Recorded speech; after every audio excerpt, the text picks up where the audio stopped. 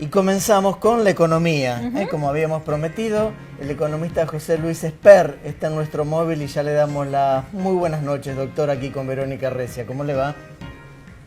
¿Qué tal? ¿Cómo le va? Muy buenas noches. Muy buenas noches. Doctor, la primera pregunta, ¿cómo ve usted la economía? Porque según al economista que uno escucha, opina una cosa, opina la otra, y yo me quedo con algo que dijo nuestro compañero Martín Lieberman recién cuando dijimos que íbamos a estar con usted.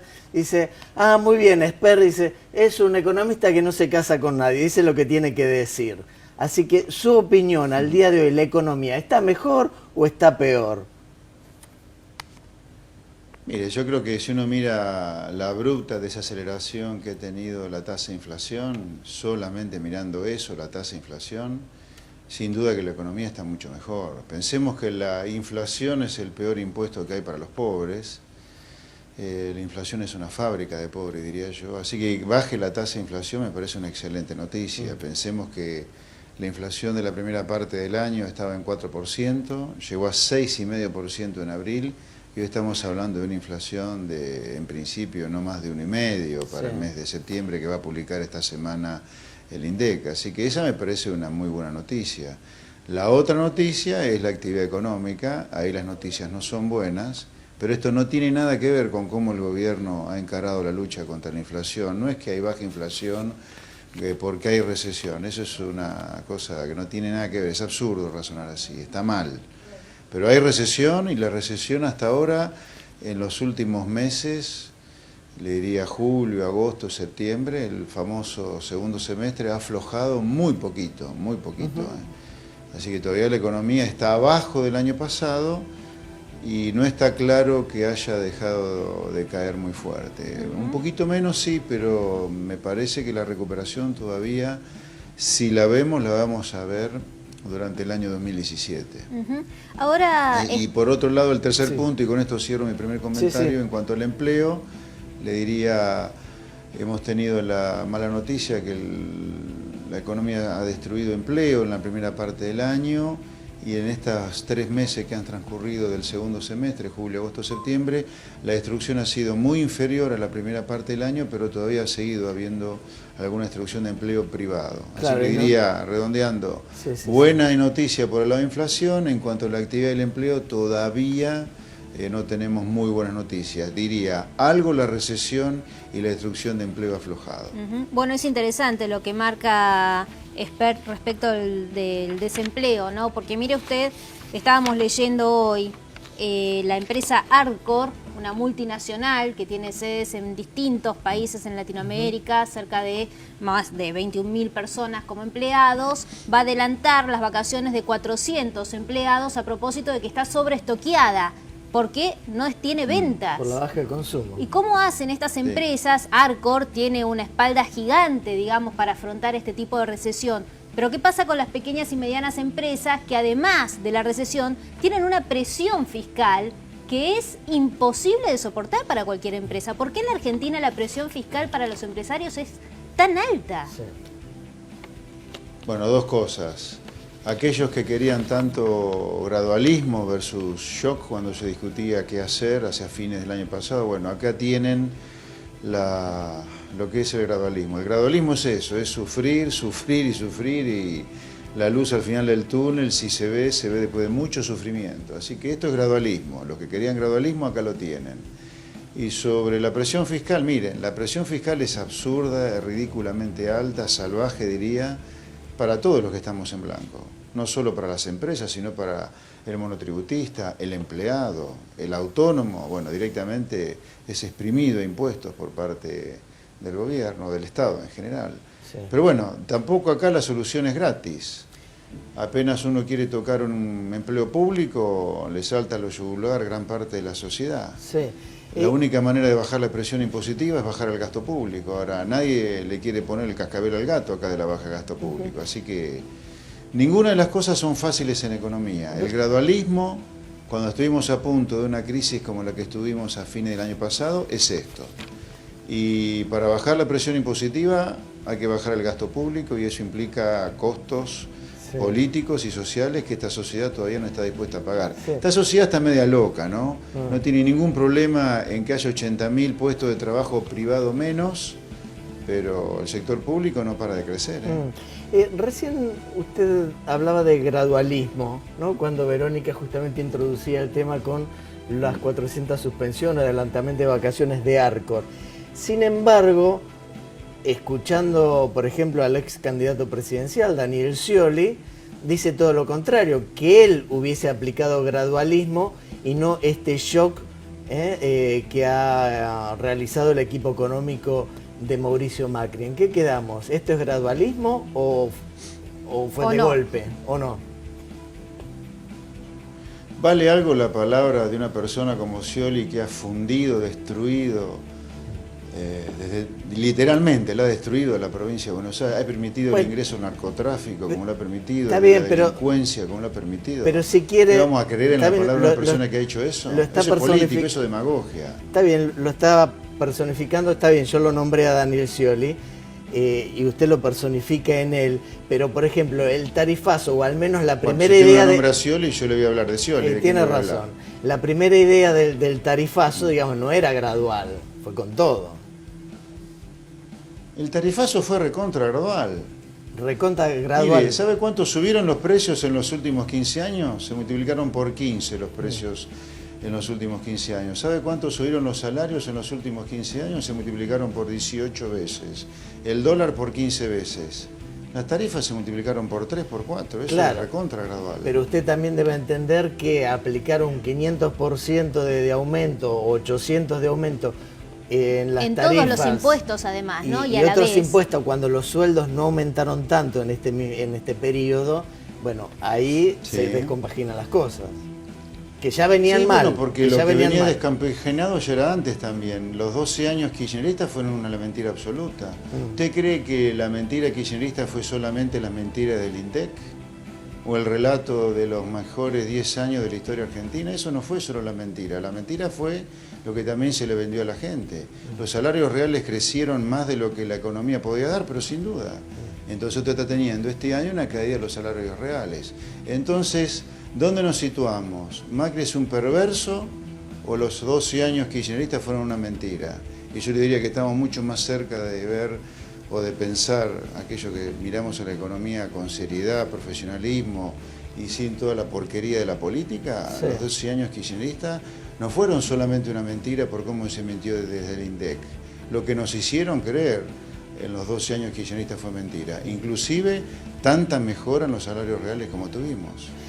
Recién hablaba o traía acá a cuenta la discusión las pequeñas y medianas empresas que están mal, hay muchas que están cerrando, de hecho en Capital Federal ahora se conoció que en los últimos meses cerraron el 10% de las panaderías, o un poquito menos, de 750 a 70.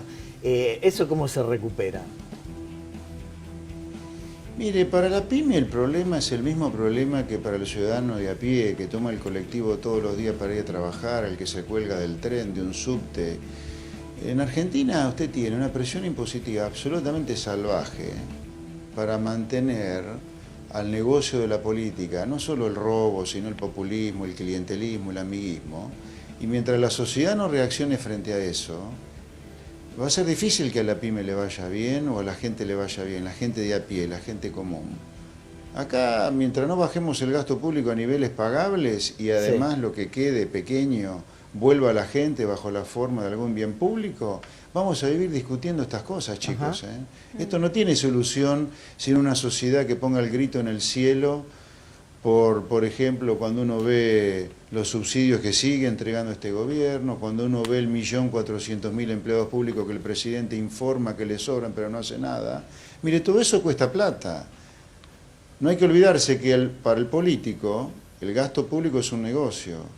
Ahora, si nosotros los que pagamos impuestos para que el político haga ese negocio, no ponemos el grito en el cielo, y nos van a seguir fumando en pipa como ahora. Porque Claro, lo que y pasa, la pyme, perdón, ya que usted ¿no? tocaba el tema de la pyme, Sí. es parte del problema. Claro, pero ¿Cómo? los únicos que no son los únicos, digo, la sociedad, la que pega el grito en el cielo, porque cada vez que se le quiere tocar algún interés a los grandes empresarios, también ponen el grito en el cielo, y ahí es donde el gobierno tiene que encontrar el equilibrio con esta pata política, ¿no?, que es la que justamente funciona como, digamos, eje de equilibrio entre lo que se quiere hacer y lo que se puede hacer. Por más política que uno quiera hacer con la economía, mire, la economía es una ciencia que está mucho más cerca, una ciencia exacta que social, si bien es una ciencia social. Ahora, ¿qué pasa en Argentina? A esa ciencia social, que es la economía, pero que tiene mucho más de ciencia que de social, en la Argentina la hemos transformado en un chamullo tercermundista, donde acá se puede hacer cualquier cosa en materia económica y puede nunca pagar las consecuencias. Mire, después del desastre de los 12 años kirchneristas, y cuando viene un nuevo gobierno que se ufana de ser una normalización solamente respecto de lo anterior, de no ser ningún cambio ni gradual ni de shock, bueno, estas son las consecuencias. Sí, claro, me quedo con esto que decía sobre la economía, que es más ciencia que social, pero que indudablemente afecta, impacta de lleno en lo social, ¿no? Pero por supuesto, pero acá el punto, cuando la economía se le dice que es una ciencia social, en promedio la gente, pero particularmente el político, le dice, detrás de los números hay personas, sí. Pero es obvio eso, es una ridiculez, es tan obvio que es ridículo hablar de eso. Yo lo que digo es, la economía tiene sus leyes, que justamente usted no puede dejar de tomarlas en cuenta para evitar que los que están detrás de esas leyes, que es la gente, las sufra. Sí. O sea, si usted lleva el gasto público a estos niveles récord históricos que tiene Argentina, la consecuencia es que la presión impositiva va a ser récord histórico como es hoy, porque el 90% del gasto público son impuestos. Sí. Y si el 90% del gasto público son impuestos y los impuestos han llegado a este nivel salvaje porque el gasto público es impagable, el sector privado va a ser exprimido impuestos como hoy. Entonces usted va a tener despidos en las empresas, sí. Va a tener suspensiones, va a tener pymes que cierren, pero antes de eso que hubo un aumento del gasto público desmedido, que la sociedad asistió absorta o silenciosa o cómplice de ese aumento del gasto público, de a poquito los impuestos fueron aumentando, por ejemplo no ajustar nunca ganancias por la inflación, y hoy llegamos a una situación donde es la frazada corta. Si usted no quiere despidos en el sector público, bueno, va a tener que bancarse, las empresas se fundan en el sector privado. Tenemos que ir a una breve pausa, 2 minutos nada más, pero a la vuelta no quería dejar pasar algo que dijo también hace un ratito, cuando hablaba del endeudamiento, de la maquinita, que es un negocio para los políticos. A ver por qué eso, si nos puede explicar por qué es un negocio, aunque uno se lo imagine, pero explicarle a la gente por qué este endeudamiento es un negocio para los políticos. En 2 minutos, ¿puede ser? Ok. Gracias. Placer. Y la pregunta que quedó en el aire para el doctor, para José Luis Esper, es ¿por qué el endeudamiento es negocio para los políticos? A ver, el endeudamiento es para financiar el déficit fiscal. Bien. El déficit fiscal es ingresos del Estado, que son los impuestos, menos el gasto público. El gasto público debería ser educación básica para la gente, justicia para todos, seguridad para todos, salud básica para la gente también. Y sin embargo me parece que ninguno está conforme ni con la justicia, ni con la educación, ni con la salud, ni con la seguridad, ¿no? Sí. Entonces, el gasto público no viene a nosotros, que debería ser así, sino que se lo quedan los políticos o para robar, o para llenar de empleados públicos, acólitos a cada político del sector público, o para hacer a veces obra pública como la que pasó durante el kirchnerismo, que no hay nada, sino que es robo, y ahora a veces obra pública que tampoco hay que hacer. Entonces, el gasto público en Argentina no tiene nada que ver con lo que debería ser, que es la vuelta a nosotros de los impuestos que pagamos. Por eso yo decía antes del corte, el gasto público en Argentina es negocio de la política, no nos sirve. Por eso el endeudamiento público es una manera pequeñísima de pagar el gasto público, porque el grueso se paga con impuestos, sí. Es el negocio de la política. A nosotros no nos viene nada de eso. Está claro. Y ahora con este gobierno, porque hizo mención, digamos, corrupción, por ejemplo, del gobierno anterior, ocurre lo No, mismo. genérico, no tengo la menor idea de si este Perfecto. gobierno es corrupto. No, parecía ser que no, pero no. Ahora, ¿no le da la No voy a sensación, hablar de eso. expert, que los ciudadanos quedaron a mitad de camino y el gobierno quedó a mitad de camino, que no se puede conformar a ninguno de los dos, digamos, el gobierno con un déficit fiscal que no puede superar, no puede arreglar, ¿no? Con un balance comercial que no le cierra? Y la gente que tampoco le alcanza la plata para llegar a fin de mes. Digo, ¿dónde estamos, no? Daría la sensación que el negocio no cierra por ninguno de los dos lados. ¿Saben qué pasa? Mire, esto que ustedes me preguntan, nos lo vamos a preguntar cada tanto. ¿Ustedes vieron que cada tanto nosotros tenemos una crisis? Sí. Sí, ¿O cada tanto tenemos una situación muy complicada que evita la crisis un tiempo? sí. Sí. ¿Por qué no nos preguntamos un poco qué nos pasa que tenemos tan seguido crisis o tan seguido situaciones delicadas? ¿Ustedes no ven como periodista que cada tanto estamos hablando de ajustes, de recesión, inflación, devaluación? Bueno, yo como economista estoy empachado de escuchar eso, particularmente en el último medio siglo. ¿Y qué nos pasa si Yo nos entiendo ayuda que a esto es pensar? sacarlos un poco del muy corto plazo, pero si no levantamos la mirada y miramos hacia atrás y razonar muy bien y diagnosticar muy bien lo que nos pasa, difícilmente salgamos alguna vez de discutir siempre lo mismo. Argentina está haciendo algo muy mal desde hace muchas décadas y está completamente equivocada en lo que está haciendo. Es como que está equivocada en su objeto societario. Es como usted inscribe una empresa para fabricar pochoclos y después con la misma máquina que fabrica pochoclo quiere fabricar cohetes que vayan a la luna. No lo puede hacer. Bueno, Argentina está preparada para hacer una cosa y hace décadas que hace otra cosa completamente diferente y así le va. Es como si a Messi, le pongo otro ejemplo, además de la fábrica de pochoclo, Sí. lo quiere hacer jugar de pilar de los Pumas. Claro. Sí. Usted lo va a destrozar a Messi haciéndolo jugar de pilar de los Pumas. Argentina es un país que está preparado para venderle cosas al mundo. Tiene bellezas naturales para llenarse de plata con el turismo. Tiene energía, petróleo, agroalimentos. Y sin embargo, ¿sabe qué hacemos? Protegernos de lo que viene de afuera. ¿Recuerda la última década, la década de no importar un clavo de Sí. Cristina? Bueno, y la consecuencia de eso, de estar enfermos de proteccionismo industrial, es que tenemos un Estado que nos ha transformado, los que estamos en blanco, en esclavos impositivos.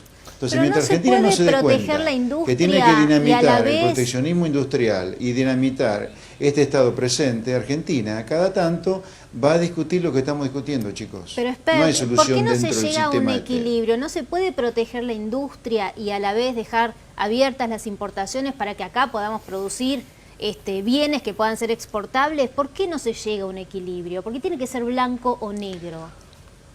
No, usted tiene que enseñarle a la gente tiene que entender que en un país chiquitito como este, usted protege a uno y desprotege a otros. Usted cuando protege a la industria que compite con importaciones, está desprotegiendo al turismo, al campo, a la industria exportadora, a la minería, al petróleo, a la energía. Está desprotegiendo a todos esos sectores donde trabaja muchísima gente, pero no sé por qué motivo, probablemente por estupidez, tiene muy poco poder de lobby comparado con el poder de lobby de los que compiten con importaciones Sí. y de los políticos que viven obviamente de la dádiva pública. Estaba hablando... Usted no debería sí. protegerse nada contra lo que viene el resto del mundo, salvo con el dólar, Recién si estaba lo quiere hablando... proteger obviamente. Recién usted mencionaba el turismo, importaciones. Son 3 minutos nada más que le pido, lo va a escuchar usted, que comparta con nosotros un breve informe que hicimos con este boom de argentinos que van a comprar a Chile para discutir, para hablar juntos, después saber por qué ocurre o por qué a usted le parece que pasa esto. El fin de semana, cola de 15 kilómetros en la frontera con nuestro vecino país, justamente argentinos desesperados para ir a comprar a Chile.